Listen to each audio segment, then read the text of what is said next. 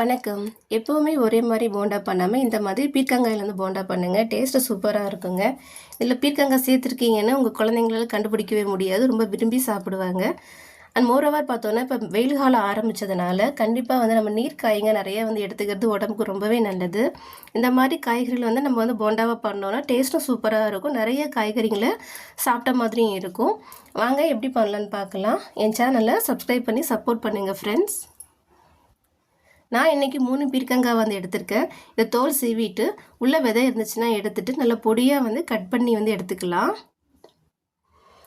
இந்த பஜ்ஜி போண்டா மிக்ஸ் வந்து நான் ரெடி பண்ணதுங்க. அத தான் நான் வந்து எடுத்திருக்கிறேன். இப்ப அதில பொடியா கட் பண்ண காய வந்து சேர்த்துக்கலாம்.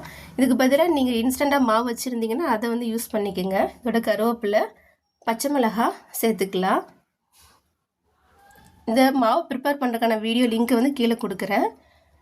இப்போ சேர்த்துட்டு தண்ணி சேர்க்கக்கூடாதுங்க. அது நீர்க்காய் தண்ணி நிறையா விடும். அதனால் தண்ணி சேர்க்காம நல்லா கையால் வந்து பிசைஞ்சு எடுத்துக்கலாம்.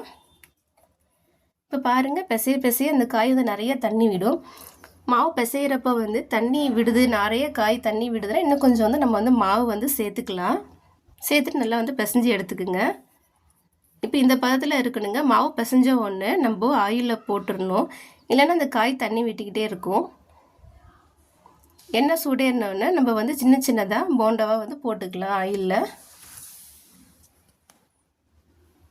ஈவினிங் டைம் வந்து பெஸ்ட்டு ஸ்நாக்ஸுங்க இது சாப்பிட்றதுக்கு. இப்போ வெந்தோடனே திருப்பி போட்டுப்போம். போண்டா ரெடி.